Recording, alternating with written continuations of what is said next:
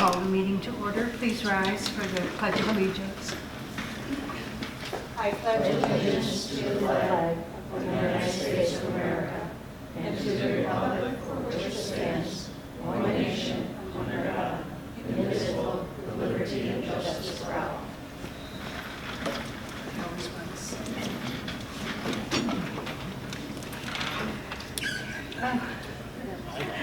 I'll entertain a motion to approve the agenda. Paul and Linda, all in favor? Motion is carried. We'll move on to the consent agenda. A motion, please, to approve the items on the consent agenda. Jason, Izetta, discussion. Paul, It isn't really a discussion, I just had one quick... you want to pull that mic closer I'm to sorry. you? Yes, I'm sorry. I just had one quick question. On number 2, co-curricular appointments, Jennifer Judge, FBLA. I couldn't break the code. FBLA. Future Business Leaders of America. Thank you, sir. That was my only question. Cinda. Okay. I wondered if those of you on audit, if anyone wants to say anything about the financial statement business management letter. I know it was sent to us, but it was a lot to read and process. Paul? Yeah, thank you. Well, I was able to attend the audit report, for which we all received a copy, and which I thought was, first of all, the individual Mike went through it very well with all of us, and so if we had any questions, they were answered. Good. What I thought was most remarkable was that there were no discrepancies in this year's report. That's hard. That's like unbelievable. But I just want to congratulate publicly Bob and Tina for their work in accomplishing that. That's really just like remarkable. Good for them. As much as I like to take some credit for it, it's all Bob. Nothing to do with that one. There's lots of people in the district. Yes, I oversee the operations, but you have a claims auditor in place, process things, and it's training staff to follow protocols, and they've all done a great job. And also, I think Mike made the point that our I's are dotted and our T's are crossed, and that's why it was such a favorable review with no even small things. There was no small issue or anything that needed to be addressed, and that's certainly rare. And the few things that were listed last year have been corrected, and we're pleased about that. Wonderful. So just to comment with that, normally when you accept the audit in the management letter, you also accept a corrective action plan. You are not this year because there's not a need for a corrective action plan. Congratulations. Any other discussion for the consent agenda? All right, then, all in favor of the approval of the consent agenda? The motion is carried.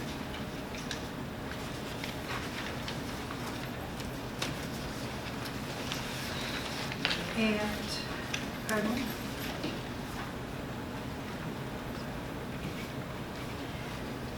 And next, we have some green sheets. Motion, please, to put the green sheets on the floor or to add to the agenda. Paul, Izetta, all in favor? Motion is carried. Take a minute to look at them. The first ones are 1 through 3. I mean 1 through C. 8 through C. Oh my word.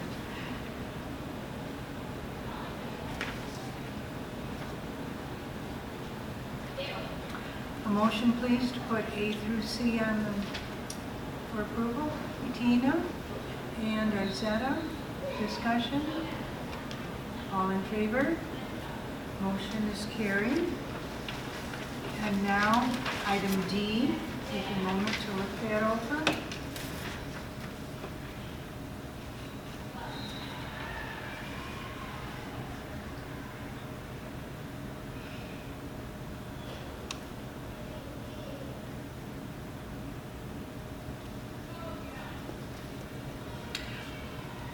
Motion to put D on the agenda, or to approve D. We'll have discussion after we get it on. Linda and Jason? All right, discussion. And just, there's no new course here, right? These are just a grouping of courses under this new title. There are no new courses listed. This is strictly for the CDOS, Credential, Career Development, Occupational Studies, as part of the new statute. All of the courses that are listed have already been approved by the board, but they need to be listed as such to connect with CDOS. Okay, thank you. Any other questions or discussion? All right, all in favor? Motion is carried. That completes the green sheets. At this time, I would like a motion to go into executive session for the purpose of the board to discuss a specific legal issue. Linda? Tina? All in favor? Motion is carried. We're going to be going into an executive session. You can go out in the cafeteria and we'll come get you when we're finished.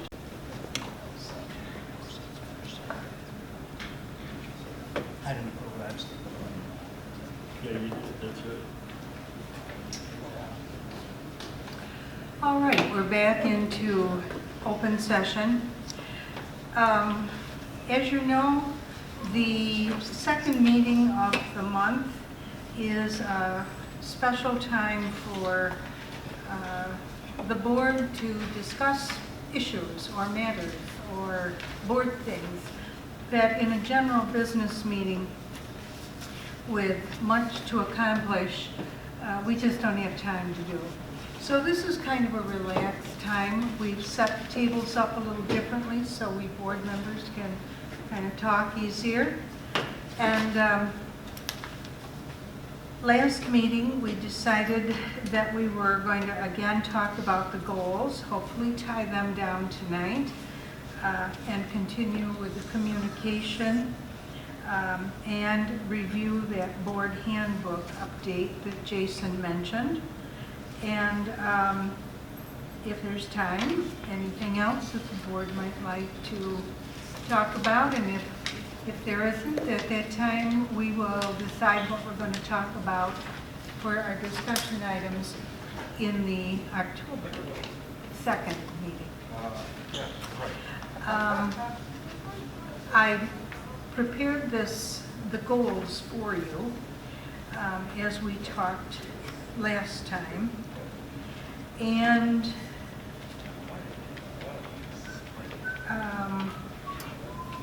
in the email that I sent you, I had marked in red. We had 4 goals of our own. And I marked the one in red that was about our goal is to open Florentine Hendrick on time. That sure was my goal, but and it still is. But it's not. It really can't be a board goal because we can't make it happen.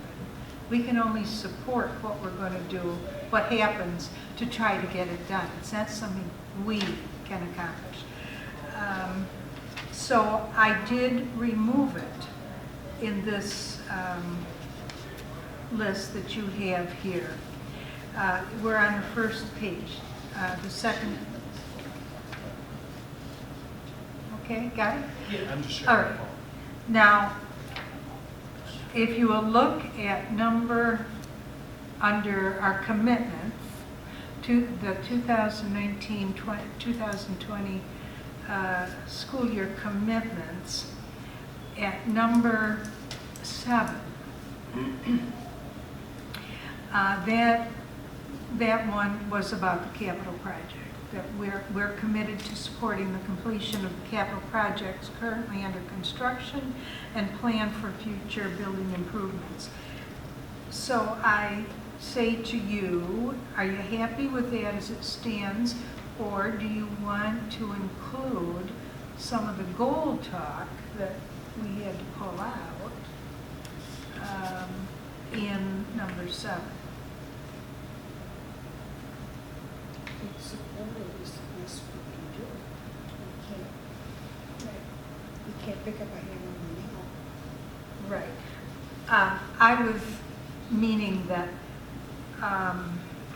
maybe support the completion of capital projects currently under construction, particularly the opening of Leavenworth Building for the 2020-2021 school year, and plan for future building improvements. We could add that to our commitments if you wanted to get specific. I'd like to do that. Would you? Yeah, I mean, that's my vote. How about the rest of you? Yeah, urgency is nice. Okay, and if you don't care, then you can live with it, right? Is there anybody who can't live with it? All right, then let's add it. Number 7. Support the completion of capital projects currently under construction, comma.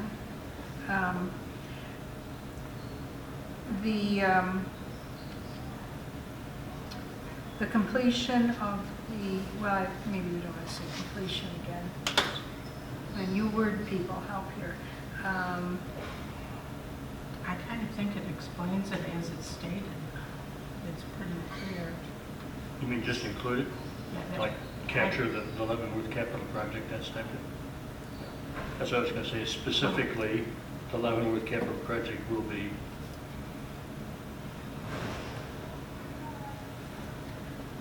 All right, specifically, the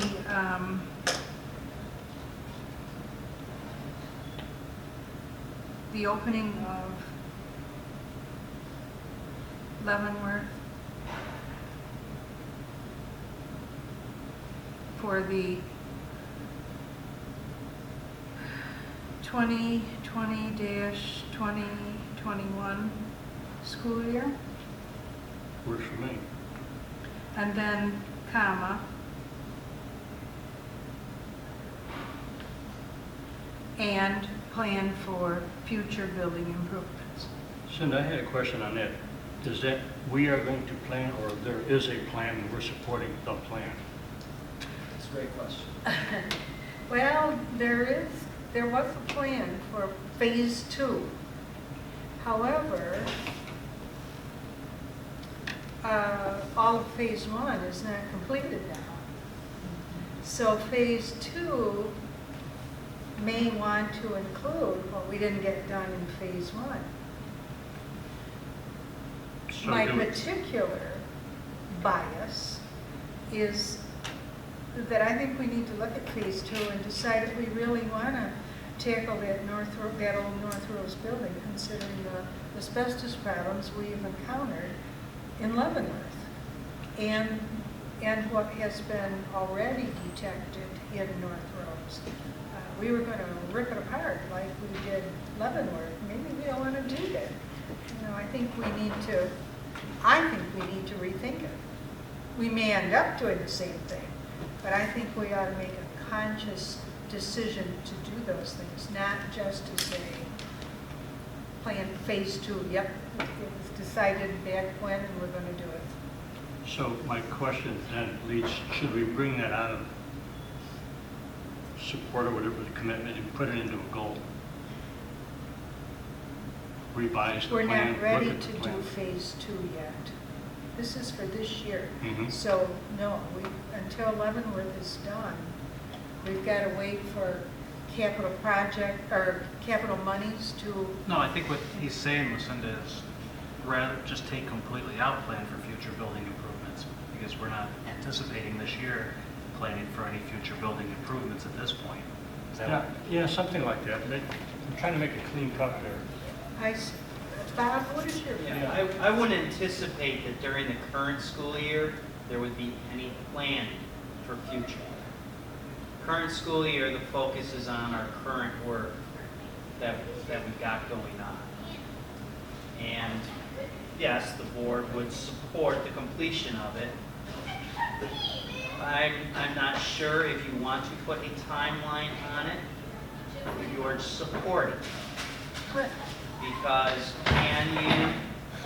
it's one thing to support something, it's another thing to facilitate.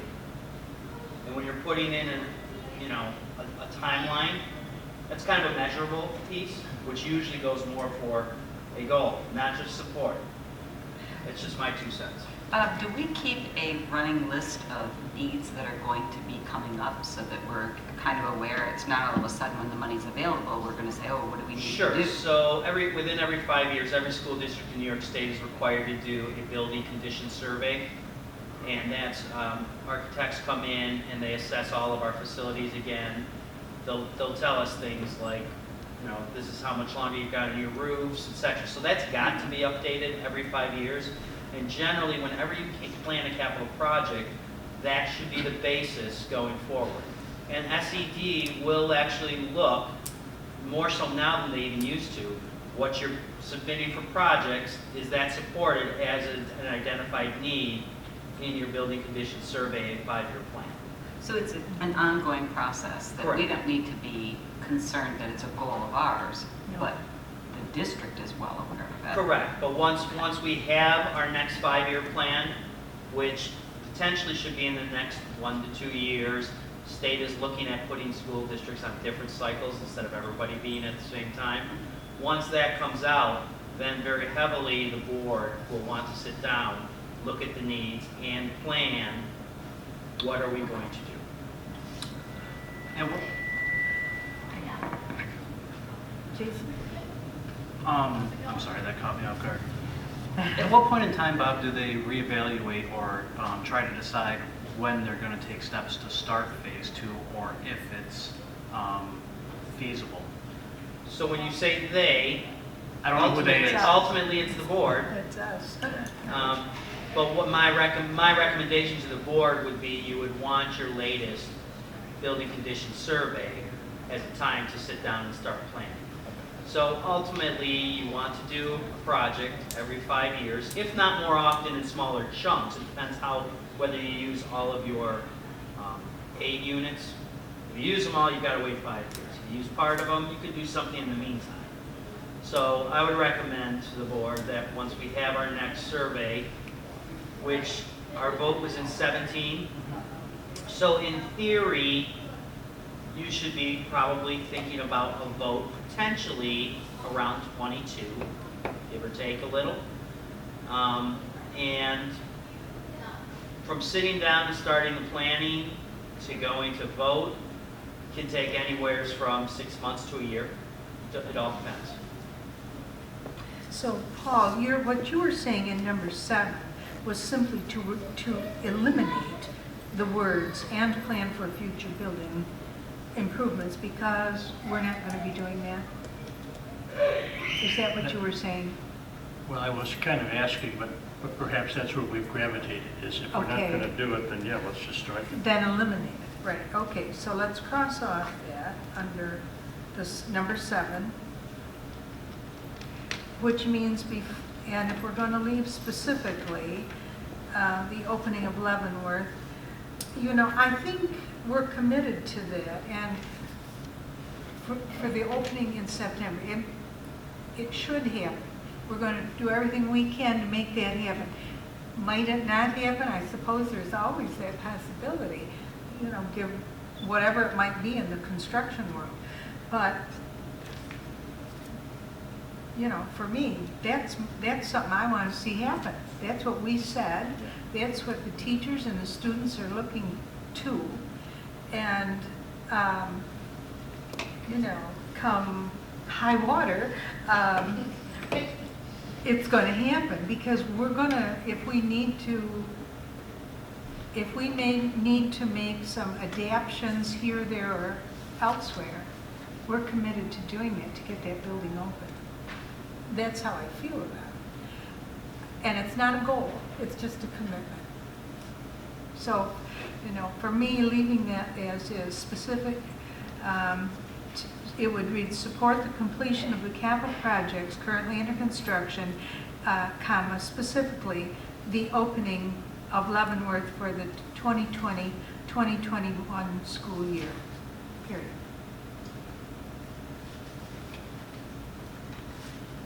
I think that really states that, and it does it in a way to know that that's certainly a priority for us, but we also understand that we're not in control of everything. You know, that's our priority, but it's not something we can force to happen. And on this sheet that I just gave you, I did put the mission from the district strategic plan and the core beliefs so that you could see how they move from something very broad, and it keeps narrowing to the core beliefs, narrowing down to our commitments, and then narrowing down to our goals. And then our 3 goals for this year would be an interim superintendent and a new superintendent, not spelled right, will be sought, selected, and hired by established processes as evidenced by both positions being filled by contractual agreements and presence on staff. And number 2, the board will enhance its relationship with students and staff as evidenced by increased connections and ongoing recognitions. And number 3, district policies will be up to date and legally accurate as evidenced with a D by board review, upgrade, and adoption.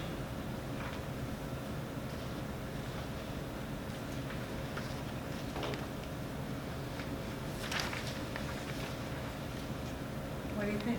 Okay? Paul? What is the policy for, what's the policy for reviewing policies? We don't review all of them each year. Oh, Lord, no. We use city BOCES? Erie 1 BOCES. And they have our policies, and it's their job to tell us when legal things change and let us know what needs to be done, and they actually send us the policies as their attorneys have created them. This is not just our school district, this is lots of school districts, and those are the ones that we update. The only other way we would change a policy is if we are realizing that we're doing something one way, but our policy says something else. And then we would need to review, again, it would have to go to the legal people for review and recommendation, come back to, it's kind of a long procedure to change policy. It's just not something we sit here and say, oh, we guess we'll change this policy today. Anything you want to add to that, Bob? No, I think that's right on. Jury 1 makes recommendations based on legal issues that are new laws, wording needs to change. They simply send us a template as what they recommend legally. The board then has the decision whether to go ahead and adopt that or vary it slightly. Generally, we try to follow the legal advice. And as Cinda said, if there is a reason that the board feels one of their policies needs to be modified for some reason, they can go through the process to change their policy, but I would heavily encourage you to run it through council.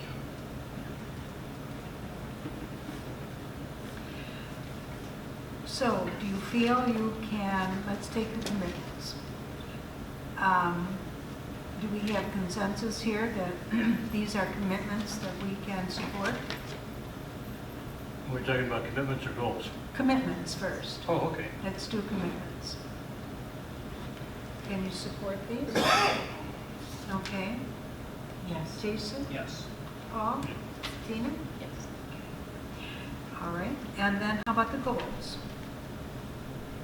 Are they goals that you can support and work towards?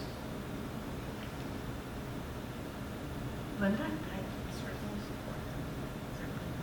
All right. Tina? Yes. You're shaking your head. Jason? Yeah. Paul? I'm not sure how we measure number 2. I don't know what you said here, increased connections and ongoing recognitions compared to Do you what? recall that in our first meeting, we're trying to connect with the buildings and the teachers and the students by doing tours, seeing things that are going on in the building, seeing good things that are happening. Right. And we're also going to, probably during good news or at the beginning of a meeting, depending on the group, give recognition to students and staff who've done something special or done something good or have something outstanding about their either work or their personal life in the community. And in the our first September meeting, you recall, Megan showed you what the summer work the staff had done and all of that. That was trying to get a better connection with them. Now, we didn't have a personal connection, but it was September, and that's not a good time to try to bring in people. They're all busy, overwhelmed in some cases.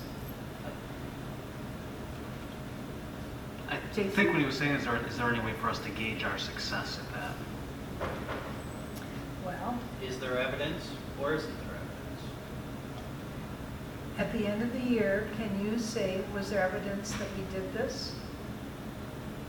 And if there ought to be, You Did we- certainly can cite the number of times that students were recognized or programs were recognized. You know, that certainly would be an increase over the past because we haven't had a large number of those things occur during our Board of Ed meetings. So just tracking who and how many and the tours of the buildings would certainly be evidence, I would think, that would support that.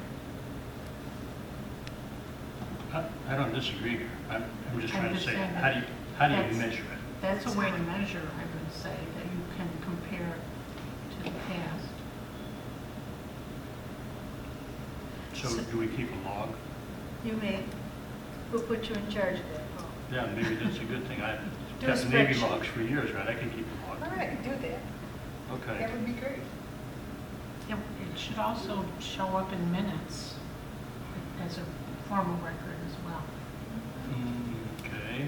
But I maybe. think it would be wonderful if you would do that, Paul, because Yeah. then we could keep track of numbers too. Like the number, Megan had a lot of teachers and staff that were working this summer, and all kinds of programs. And those numbers would be wonderful at the end of the year to tally up and say, wow. Why don't we work that in? Not that I'm going to do it, but that a log will be kept or something like that.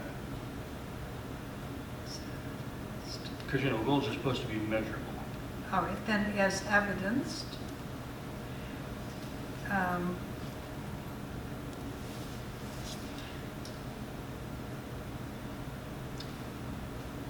by connections and ongoing recognition and recorded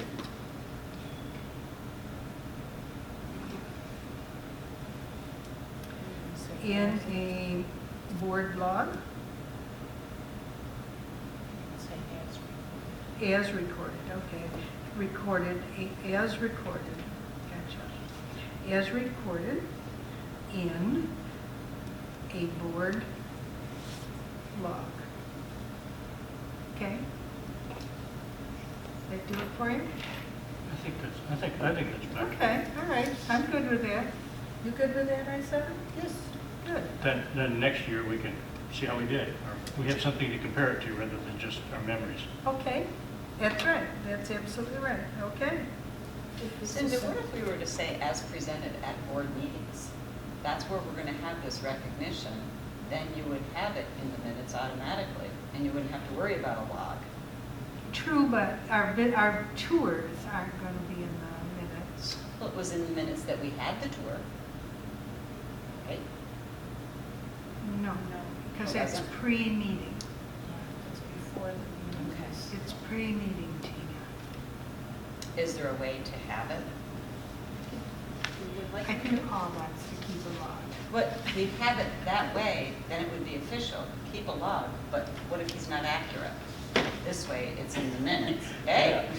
Yeah, I think you need to check on me. She brings up a I'm good not point because saying that, God but forbid, no. you If just said anybody's going to maybe be I'm going to do accurate, it. it's going to be Paul, right, Paul? I get that. No, but He God- also just said, maybe I'm going to do it. Yeah. God forbid something happened to Paul and Right, we lose it's his log. true. I mean, Yeah. That's- everything's The lo- dog eats it. Yeah, no kidding. We all know about the dog. Plus the water gets really high. Well, I think it's, we can include things in the minutes, but I don't want to preclude other things. Like, in other words, we don't want to limit ourselves to just what we're thinking about here tonight. And we have some tours, we have some student presentations, but maybe something else comes up during the year which would apply to enhancing relationships with students and staff. So I don't want to limit ourselves to just tours or just presentations to the board. I'm not suggesting that. Okay. I'm saying that it would be, if it's recognized at a board meeting, then that would be documented. That's How all. about including? Yes. And I hear what Tina's saying. If we had committees and the committee met in between board meetings and then the committee presented at the next following board meeting, that would be logged into the minutes. Right. So since this isn't part of a committee, since the board is one committee, I think that if we're going to function that way, then possibly we set aside time at the business meetings to discuss what we discussed in our committee meetings. That way it does make it to the minutes. We don't put it in our minutes. Anyway, just the topics are in minutes, and the recording it will help that. But really I don't want our discussions to get into our business meetings. I want to keep those as separate as possible. I hear what you're saying, and as recorded in, what if we just, I heard Bob say presented. What if we were to say as recorded in a board log and presented at board meetings? So that maybe, once in a while, you could update us on how we're doing. Happy to. And because there may be things that you as board members attend, as board members. Cubby Assembly, Right. art project, things like that. And those would be, as you say, Paul, expanded in your log to include those numbers.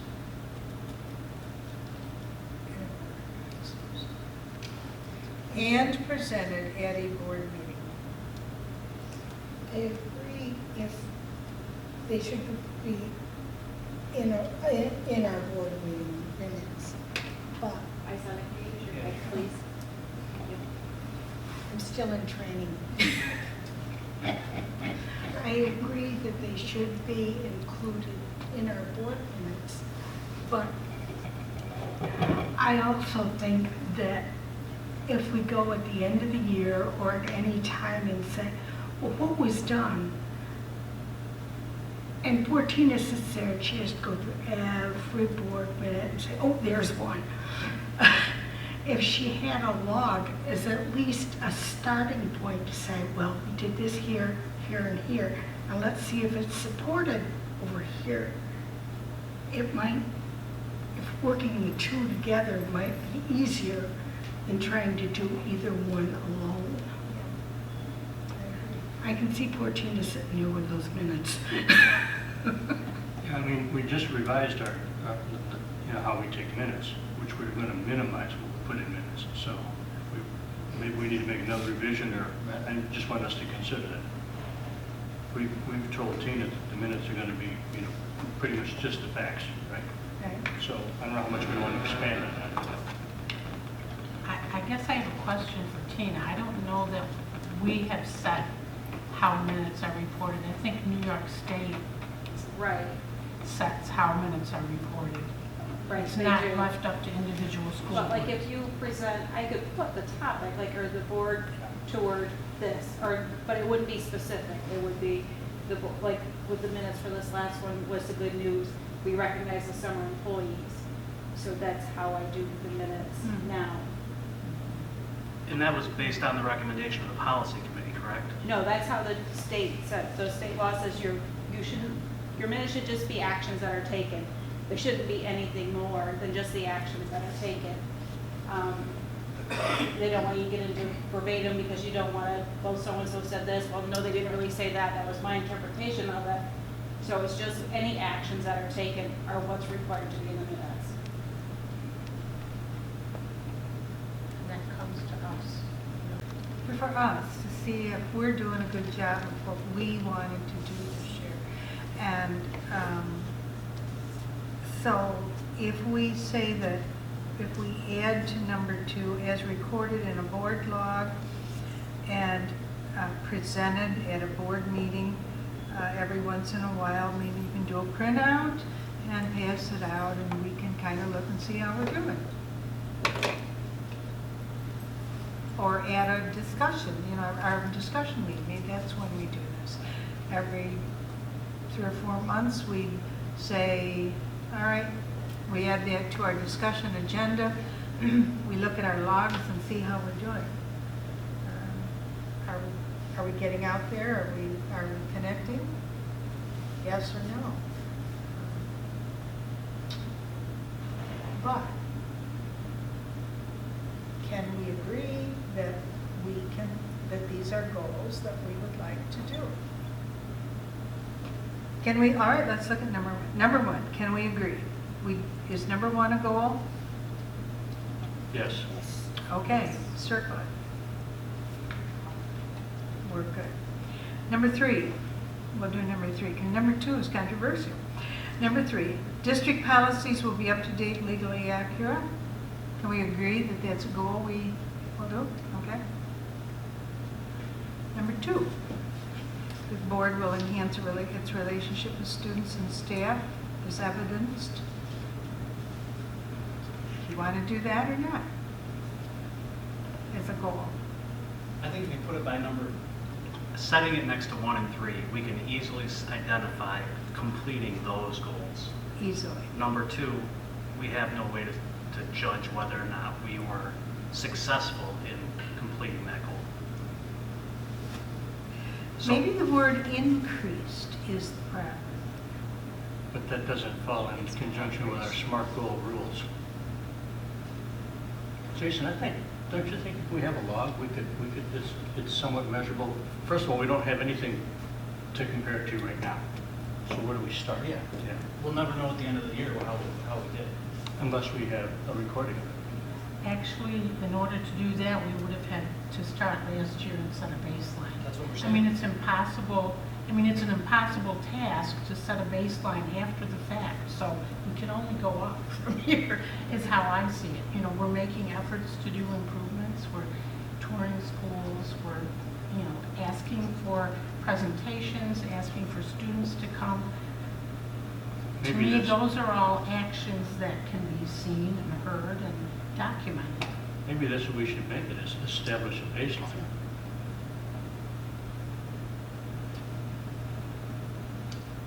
or change it to the board will work to enhance its relationships. Well, that's what I thought it was saying already. No, it says we will.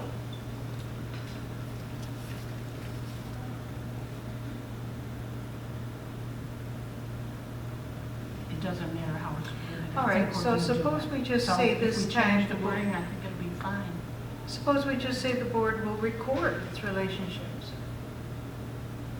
We'll keep a record. Keep a record of its relationship with students and staff, as evidenced by, leave out the word increased, as evidenced by connections and ongoing recognitions, period.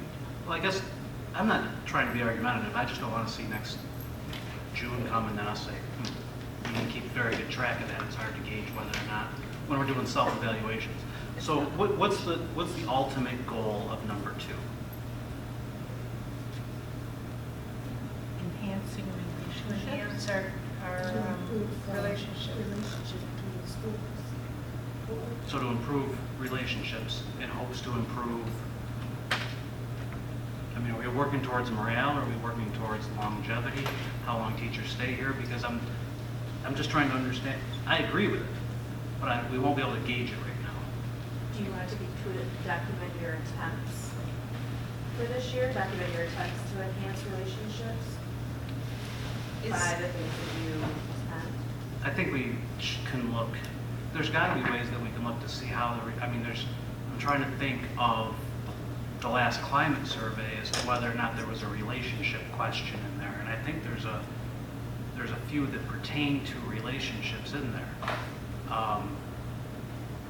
We do it annually now, right? Okay. Do we want to put in there based on previous year's climate survey results? We have no control over climate. We have no control over those. This is only what can we do.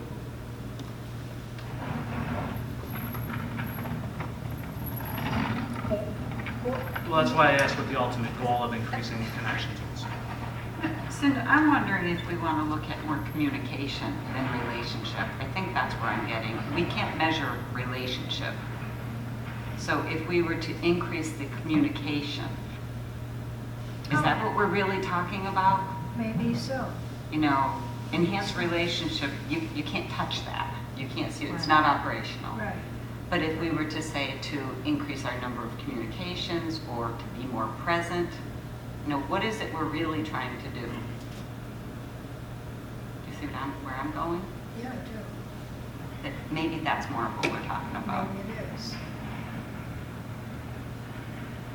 State that, Tina. I just came up with that. I have to do everything. Yes, you do. The board will. The board will develop a system of communication. No, wait a minute. Increase communication? You were also mentioning contacts too. Right. I'm That's a defining, word we could- maybe we need to define communication. But I just feel like there's a real disjoint between how we see the staff or how the staff sees us in that piece. And if that's what we're really looking at improving, then let's talk about that. She's still unworded.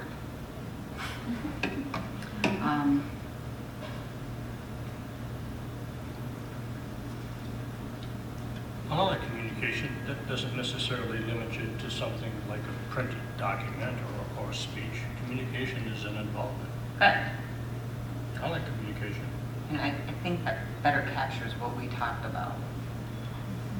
Communication and interaction. Increase the communication and interaction with staff and students. And then you could go by increased connections. I think increased is a problem because we don't have a baseline. Yeah, exactly. So we say we connect. We communicate. Right. We Now, the interact. connection is okay. I just think we want to take out the increase because right I now, agree. we don't know, we Right. need that baseline. Right. So it's really, if we were to say the board will improve its communication with students and staff as evidenced by connections and ongoing recognitions.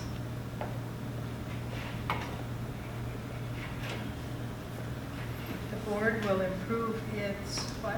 Communication Communication. with students and staff as evidenced by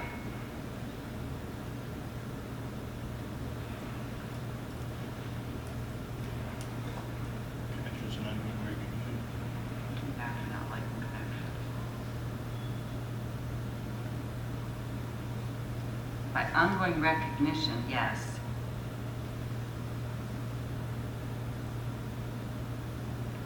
What we're looking at is involvement, trying to be more Right, I was involved. gonna say, that's So what we're connect, looking I think that's how you're using connection when you wrote it. But maybe it's more involvement.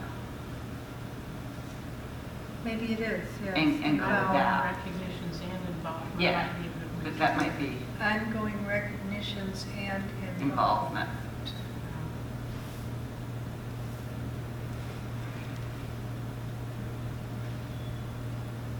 Get a plural, involvements.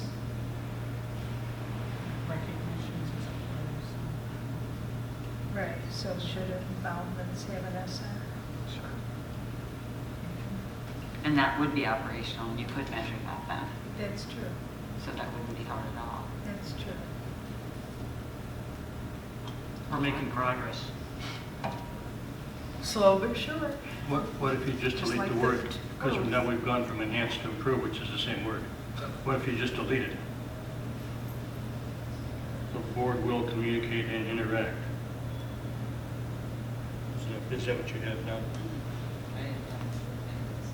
Okay. I'd go with that. The board will communicate and interact with students and staff as evidenced by ongoing recognitions and involvements, as recorded in a, you want that left, as recorded in a board log and presented at a board meeting.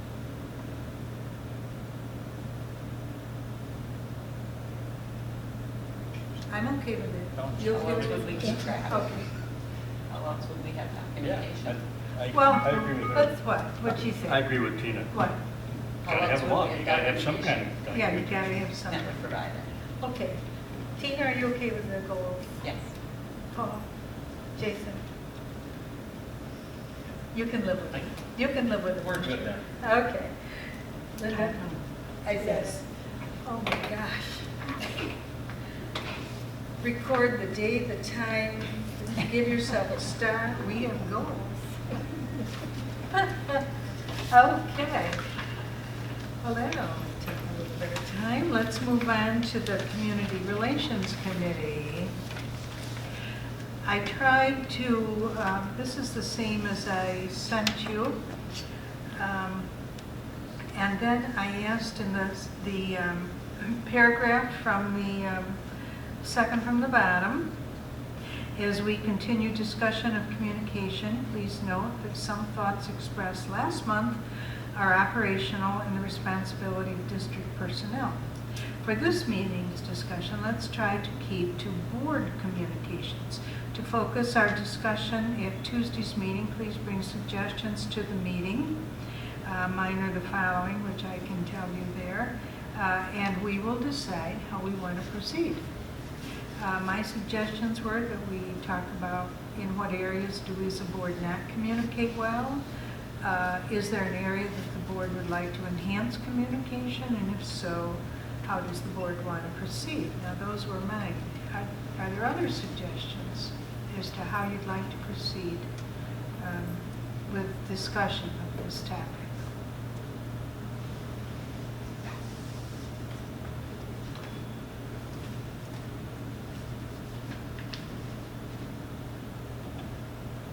Can I reverse it a little bit? And Sure, say what are the things absolutely. that we're starting to do well? And I say starting to do well, because we didn't do these before, like we didn't have a second meeting.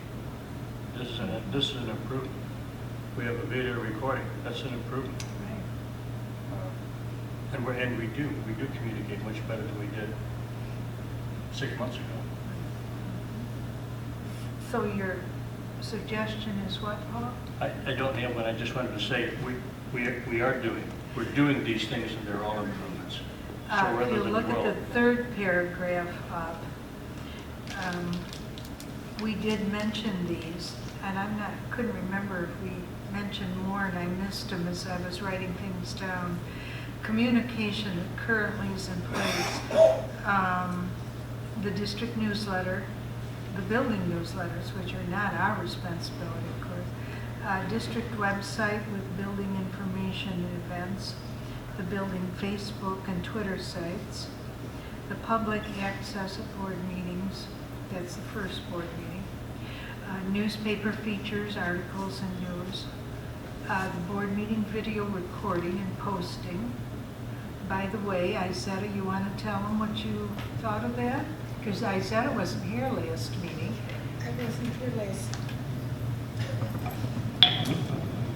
I wasn't here last meeting, you probably noticed.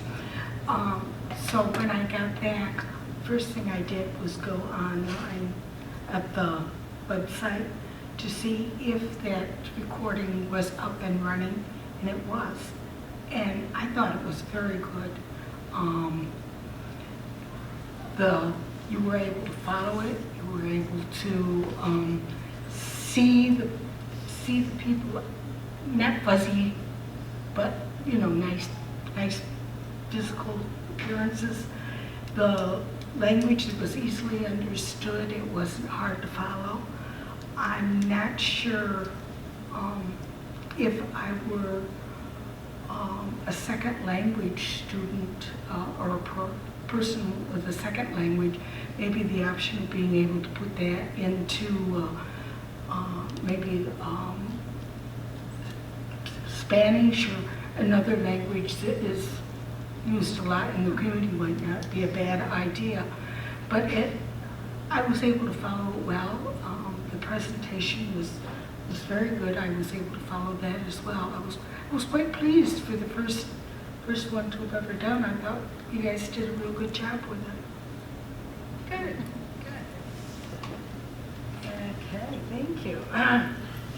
There's information presentations given at community organizations. There's involvement of community members in seeking district direction. There's public invitation to student events. There are board member face-to-face contacts with community members. Anytime we're on the street, in the store, people come up to us and want to talk. So those were the ones that we talked about where we are communicating. As you mentioned, Paul, that is well done. Do you think there are areas that we as a board are not communicating well? I think there's plenty of outlets for us to communicate. There's plenty of opportunities for people to see what we do. So I guess I would go back to the same question that I had with our goals. What's our end goal with having the Community Relations Committee? Being a former member of the previous one, I know what our goal was as a committee, and that was, at the end of the day, to build stronger relationships with our community and increase or better the perception of the community towards the Board of Education and the district. I think that those are measurable if we implement the correct questions or survey questions throughout the year. Or how can I say this? If we ask the survey company to incorporate some Board of Education questions, I'm not sure that is the only thing that we need to do, but I think there needs to be a way to gauge the committee to see its effectiveness. Yes, and one of the things that I felt was missing here was, even though we talk about involving the community members, how do we get feedback?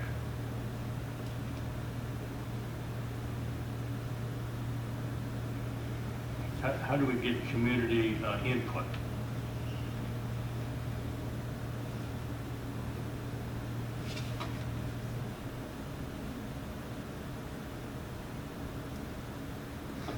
we accept it when the community response isn't what we want to hear? Well, we'll go back to the, You could just leave that. we'll go back to the capital project that went down.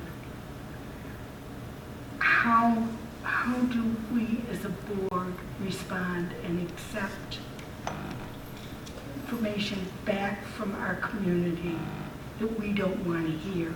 We want to hear, yeah, we're in there, boy, you're going to do it. We don't want to hear, what were you thinking, man? But sometimes we have to look at how we accept that and how we move on to accept it and improve it and correct it.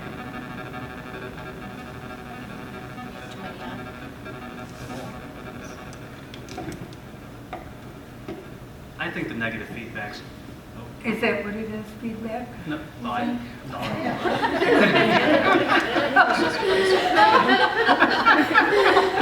played in a middle school grunge band. I know what feedback is. I think we're talking about two different kinds of feedback here, aren't we? All right, I'll turn it off and we'll see what happens. Now, you're talking about one kind of feedback. What kind of feedback were you talking about? I was talking about Izetta's, and I really want, I would never say that I don't want to hear that feedback from community members. I think that's some of the most valuable feedback that we can get is what they're unhappy with, because it gives us something to build off of. And I agree. I agree. So, I mean, as far as responding, we know that we can't respond. All responses go through the superintendent and the board president. But I think it's our responsibility to relay that information to them and let the person know that you spoke with that they're not speaking on deaf ears. Because not everybody's going to be happy, And once we start gauging the amount of people that are unhappy, it'll give us the opportunity to fix those problems or at least send them in the right direction to where they can get some resolution to their issues. And communication is probably going to be the key component of that. Is there a system in place right now that if people have a concern, they can email in or without contacting an individual board member? But could we set up a system where they'd be able to send that concern? You're supposed to go to the person that they're having the building, say the principal, if that's where the problem is. And if they don't get satisfaction there, then they're supposed to, it's a business question, go to Bob, or if it's an academic, go to Megan, and if they don't find satisfaction there, you're supposed to go to the superintendent. And coming to a board member would be their last avenue. I don't mean that, Cindy, as much as You like a don't. What do you global mean? concern. Is there a way for them to say, I'm not happy with the discipline system in the district? Is there a way, that kind of thing? A more, not a specific person, not a specific thing, but a something. Is there anything in place that they could simply send an email? You want to do it We anonymously. occasionally get emails submitted through the website, of whatever it might be. Mhm. And then that usually is routed to the correct person to follow up Okay. on. So that's in place. And we get them with, sometimes with public access. Okay. Um, Without it having to be, they're going to a board member for it. Right. Ideally, just like kids need to know how to solve their problems, Right. the community needs to be schooled in how to solve their problems too. And technically, the boards within our parameters shouldn't be taking that burden on for them. They should be schooled. I think Steve mentioned it in his dashboard, that the community, if you don't begin to train the community, I hear your problem, but you need to take them to, have you talked to the principal? Have you talked to the teacher? Have you talked to the bus driver? Have you talked to the bus garage? 9 times out of 10, they'll say no, you know. No, I know. At Well- least the ones who followed me. And rightly so a lot of times, because frankly, I mean, usually they're not put in that position until there's a problem with their child. And so, I mean, unless this is a constant problem, they probably don't know what the process is. That's So if they,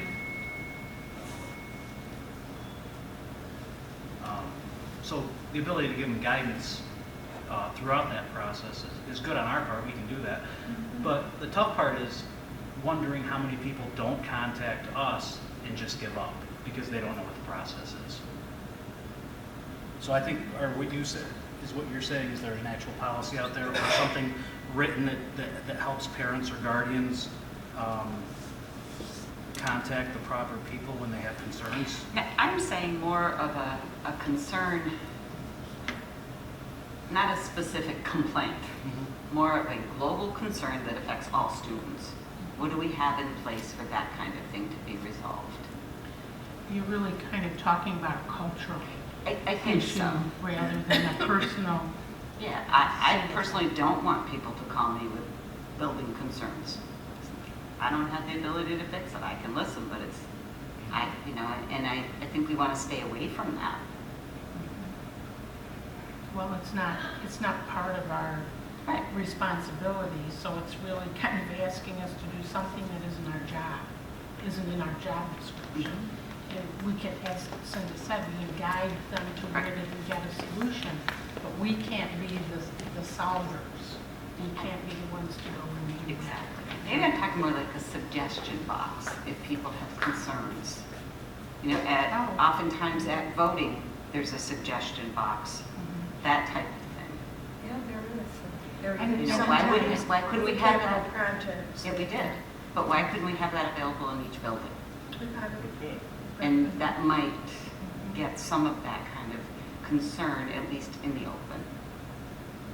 Well, and it's anonymous to a certain point. Right. And that's actually, what I'm a looking for. suggestion box could even include things that people liked.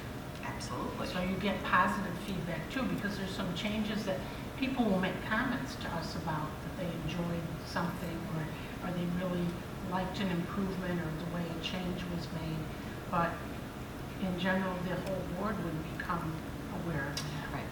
So that would be a good thing too, for And positives as well. it might also limit having specific board members be identified by the community as they're the ones to go to.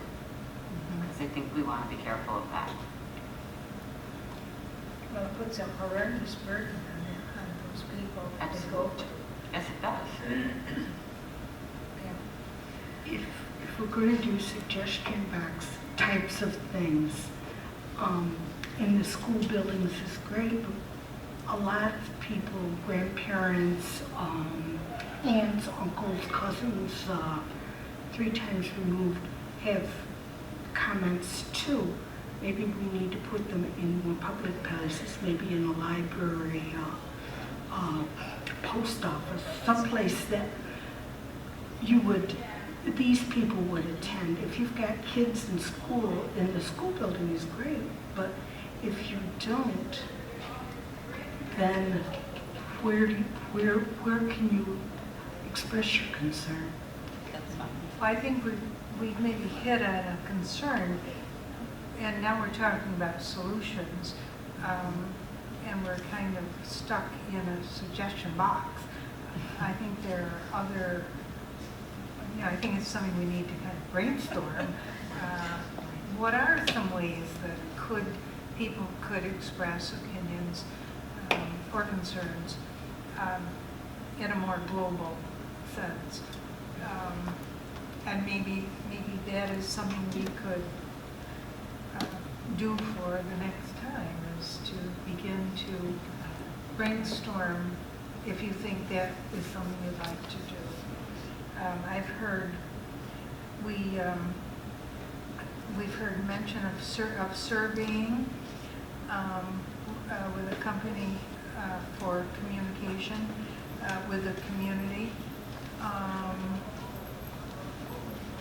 But it would need to be developed, and what our goals would be. That would be a really big kind of thing. But again, it ought to be, you know,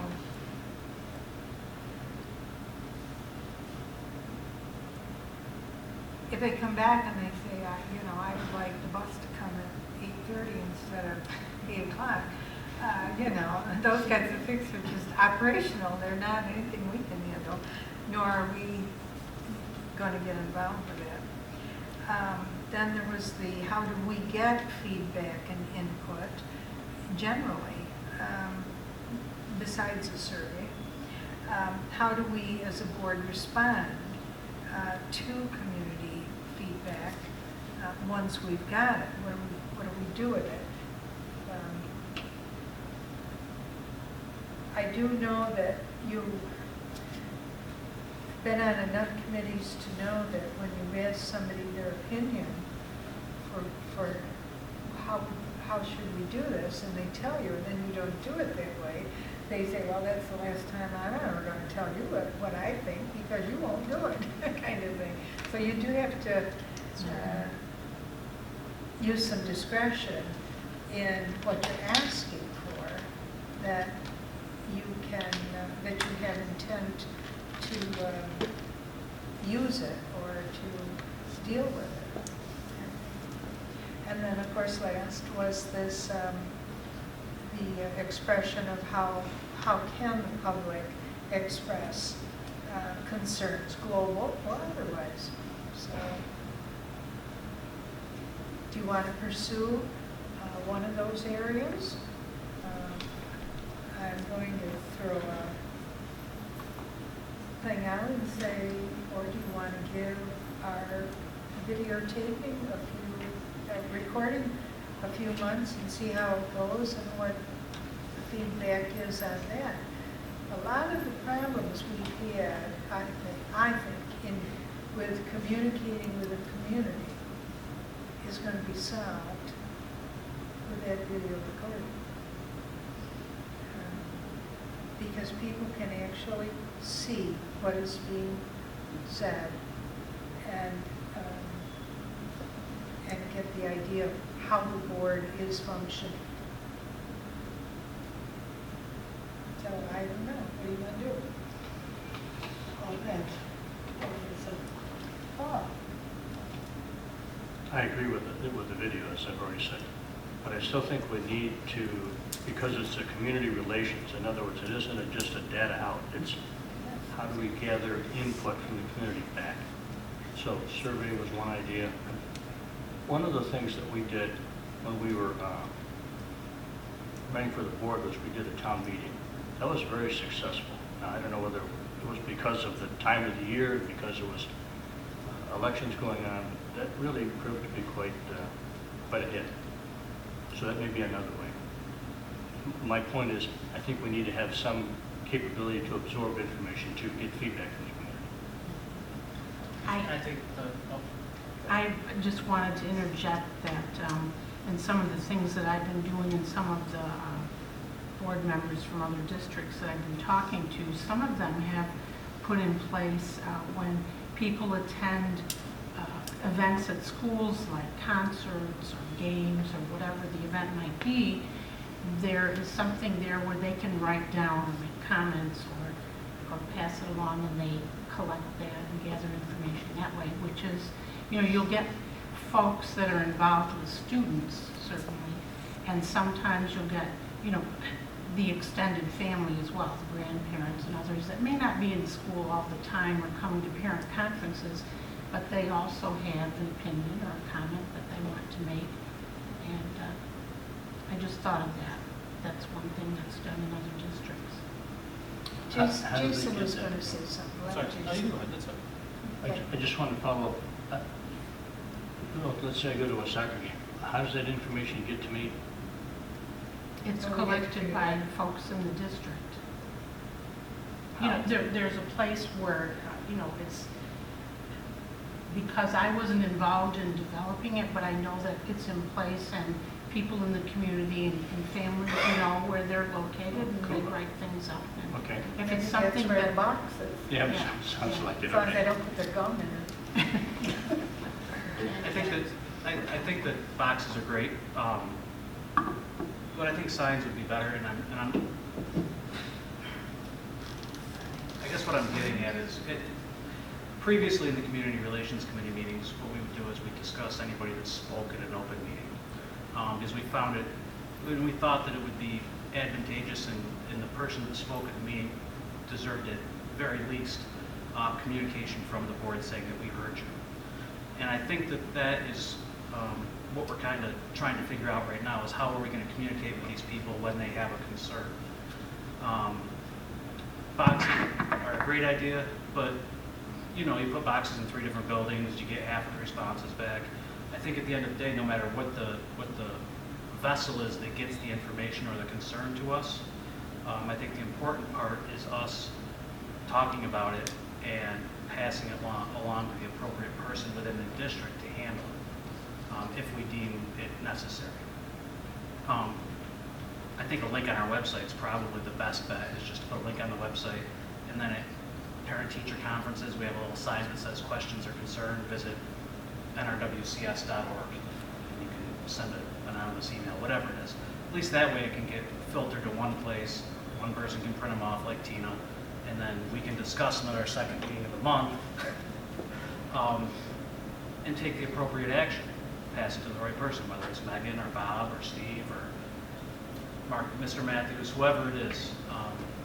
But I think the most important thing is that we follow up and communicate with that person and let them know that we heard what they had to say.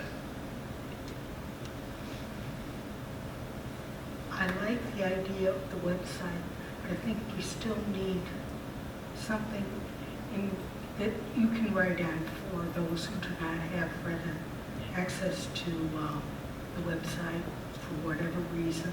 There are still some of those dinosaurs out there. Yeah, you can go on our district newsletter, you know. As you know, fill in here and return, or go to the website. Something that gives people options, but still are able to communicate those concerns that they have.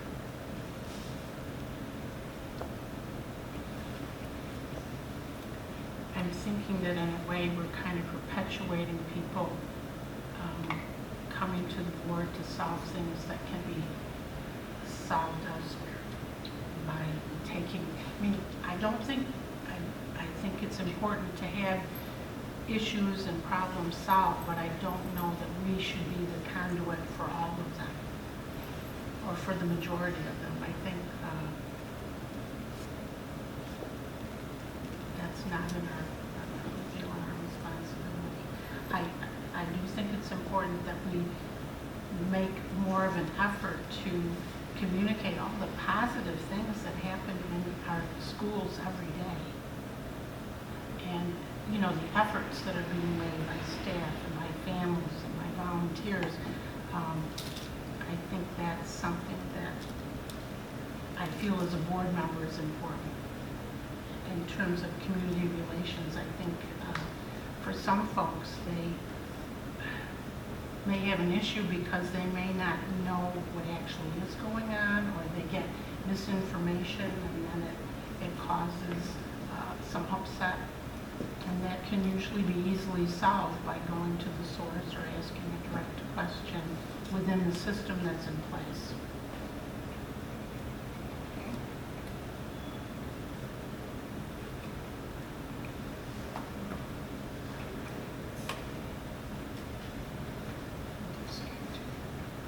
If we have it on the website, how do we differentiate between operational and policy kinds of things? Or do we not? We let the district do that, staff? If we have what, the question and concerns, On the website. how do you differentiate between operation? I mean, I know how we would, but how does a parent know who to go to? You know, we have this lines of communication in our handbook, which is a guide for us, but it's also a guide for the community as to how to solve problems. We have a parent handbook that parents get, do we not, in the district? I mean, it would seem as if that would be one natural place to have an outline of what staff member or who a contact person would be for certain issues, which would be helpful to parents to know, well, where do I go? Well, if it's in the parent handbook, it would be helpful, I would think.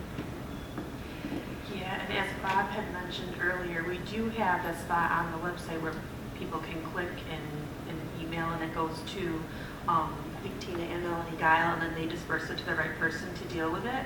However, if you want it to be anonymous, it's not. You can see who it comes from, because the idea is they want someone to contact them back to reply.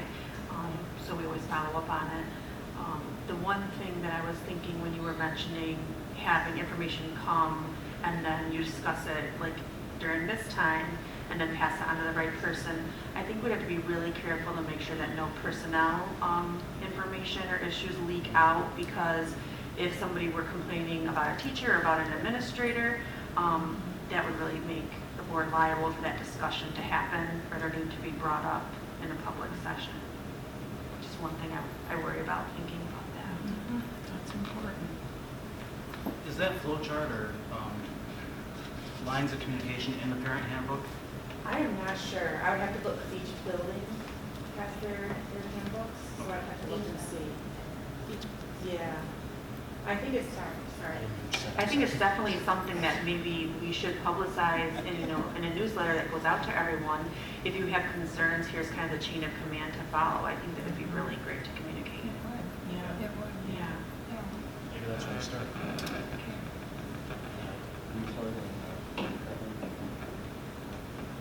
And that's not something the board would do, the No. building administrator would do that, because that's Administration their role, can- not ours. Yeah. So we want to be real specific about that.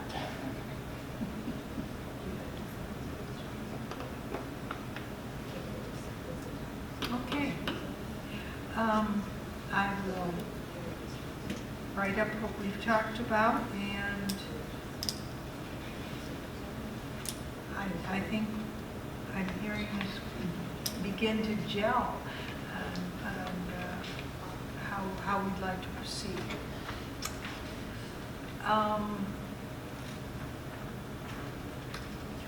And a lot got said here tonight about all of this, very specific. The next thing that we said we wanted to talk about, Jason pointed out that in the handbook, on page, I think it was page 7. Yeah, page 7, number 4.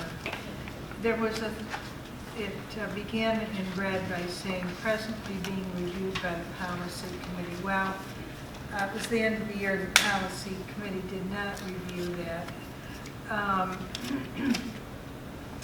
And this was established before we started our second meeting discussions.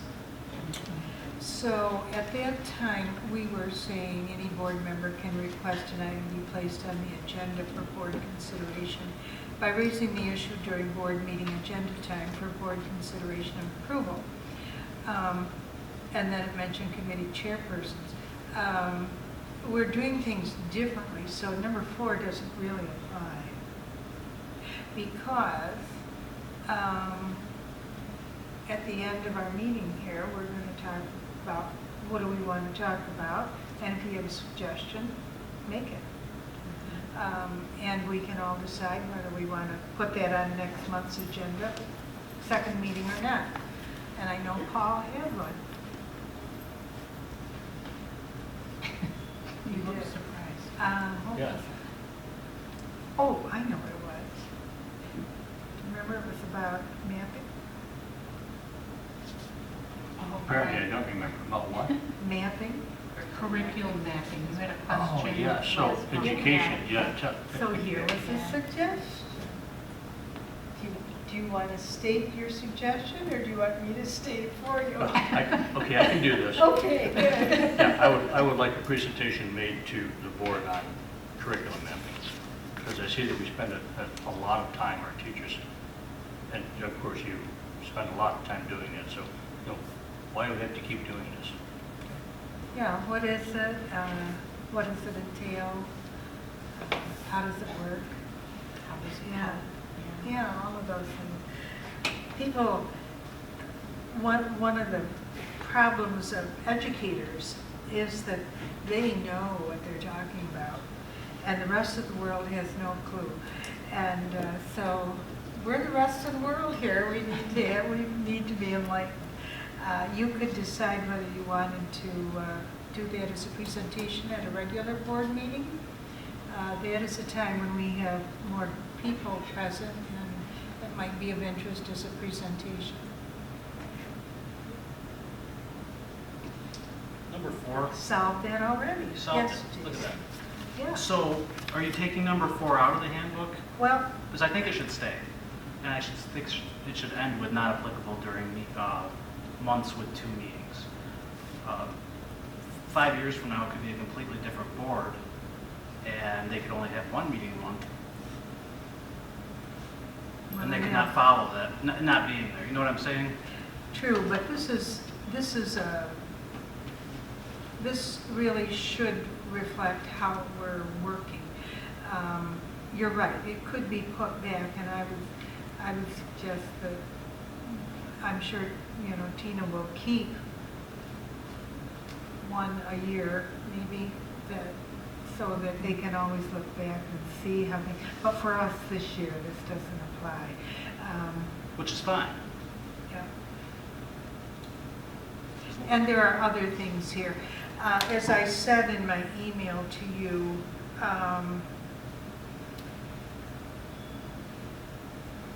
as we adjust to the second meeting for discussion approach, several areas of the handbook will be incorrect.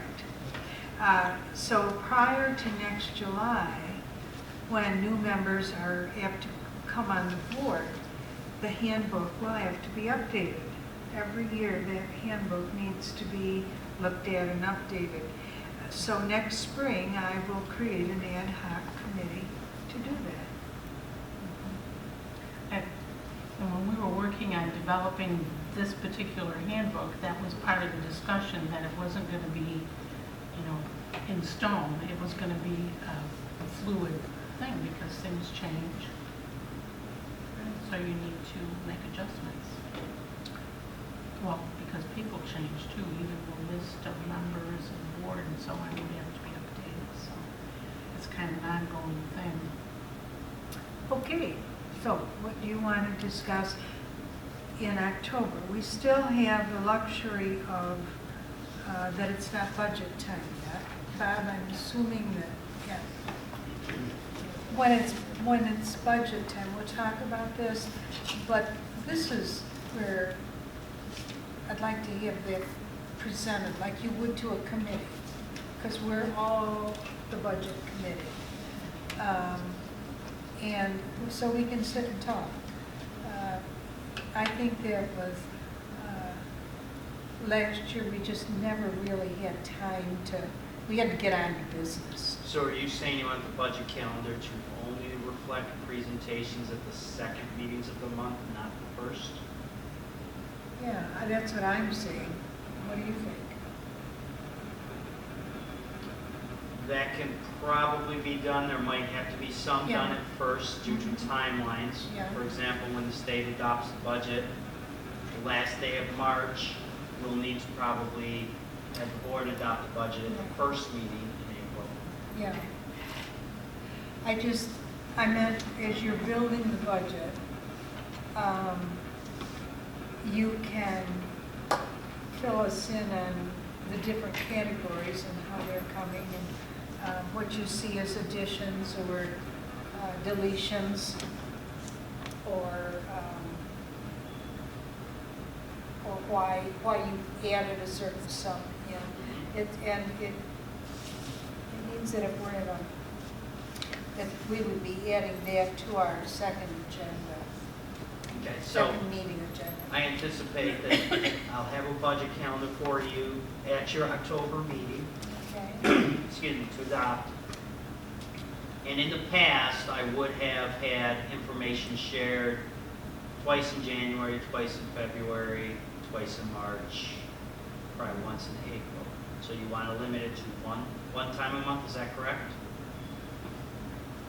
Well, we did double up our meetings, didn't we, in January and February? The only reason I ask is so that I plan the calendar appropriately. Would there be any reason why we would want to do it at the business meeting? On the first one? So to our discussion time, we'd be doing 2 parts of the budget rather than 1 part on a night. So, for example, let me give you examples of what was scheduled for various times last year. Bear with me 1 minute as I'm pulling up our budget calendar from 18-19.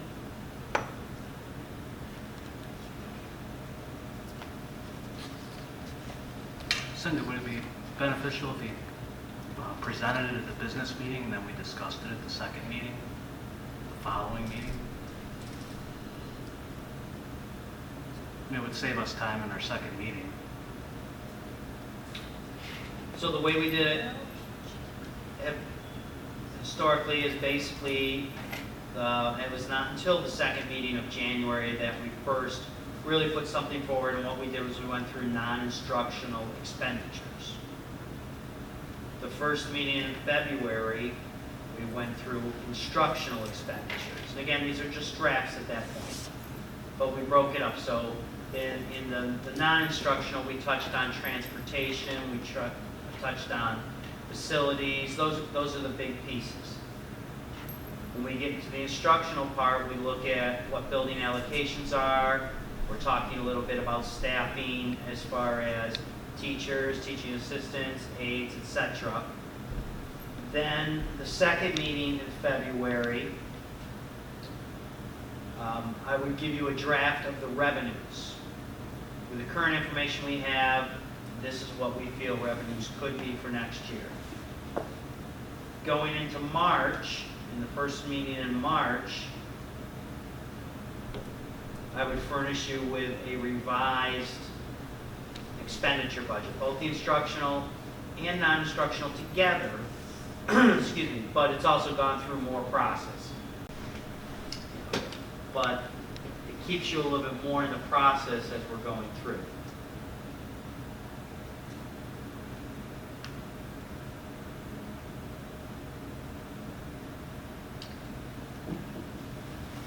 I think if you,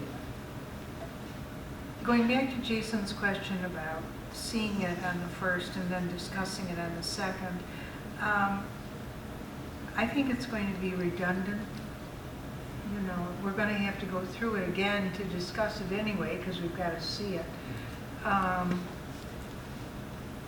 It seems to me that we ought to be able to do the 2. You know, we did them, we did, 15 minutes at max at our business meetings before. So if we were to talk a little bit more about them, I think there would be time to do, say, 2 on the second discussion meeting. Yeah, I would say depending upon what changes have occurred from the last draft, Yeah. conversation should be anywhere between 5 and 15 minutes. And if for some reason we did spend more time than we wanted to allot in our discussion time, or something came up, of course you could roll it into the first meeting to give an update. There's no rule against that. So, I'd really like to see us talk about it so we really understand. I think it's very important for all board members to understand the budget and why it is as it is. So that you really feel comfortable when you go to vote, that you understand the budget. So let's try it for the second. Just a second. Yeah, let's Okay. try it. I'll build the calendar that way. Okay, great. Now, so for October, our October meeting is going to be on the 22nd? October. Did I say, yeah, October 22nd? So, discussion. We want to continue with our communication, right? Yes, please. And if you have thoughts, you know, if thoughts come to you, by all means, email me. And I'll add them to that so that when I send out my update, you can have privy to what people are thinking. It gives you something to be prepared with. Are there other things you'd like to talk about at that October meeting? Only because I think we're running short on time tonight. We got it. Can we discuss during the October meeting the process in which board members will be informed as to unscheduled meetings? There was of recent an audit committee meeting, and I didn't realize that there was a new audit committee. Myself, Mr. Bogart, Ms. Hilda were on the previous audit committee, but I knew nothing about the audit committee meeting that just happened. True. Have we appointed a new audit committee? I did, yes. When did that take place? Oh. A month ago, maybe? At a meeting? No, I needed an audit committee, and so I asked Linda, because she was the vice president, and I asked Paul, and Izetta had been on it, so I would have gone on it if but I couldn't be there. I think it's very important to have different people on different committees we don't have many. There's just the audit and the safety. I think those are the only two where we have somebody represent the board. And you were on it last year. Paul wasn't. So who's on it this year? Switch. Izetta was the carryover. Paul was the new person, and I was going to go as president, but I couldn't. I had another commitment, so I asked Vice President Linda to go for me. So is that the process? Just so I know, is that the process Yeah, for committees? I The choose, president yeah. to choose? Oh, The president appoints the committees, yeah. okay. Thank you. I'm sorry, I should have explained that, so. Okay. Cinda, for the second meeting, can I add policies? I'll send policies for first reading at the first meeting, and then the second one we'll discuss them. Is that how you want to do that? Because I have several that I'll have to do. They'll get them. When are you going to present them to the board then? They'll get them for the first reading on the first meeting in October. Then the second meeting, we can discuss them and then approve them at the first meeting in November. Well, that works very well. So first meeting policy. Policy is a first read. Right, they'll just get them just to review the second The meeting. second meeting will be our discussion of those policies. And then the first meeting of November We'll approve them. will be the second read and approval. Is it just one time a year? No, whenever they So- come up. So I'm just saying that, I don't know if you want to say November or just the following month. Well, for this Either. time, for these policies that she's going to present, the first read is going to be in October. At our first meeting, she will present them in the agenda. Then we will discuss them at our second meeting in October. And then in November at the business meeting, that's considered the second read, and we will vote on them at that time. Okay? Okay. And that may do it, and if you have other thoughts, send them on to me. Motion to adjourn. Linda and Tina. Okay. All in favor? Jason, did I see your hand? Okay. We're adjourned.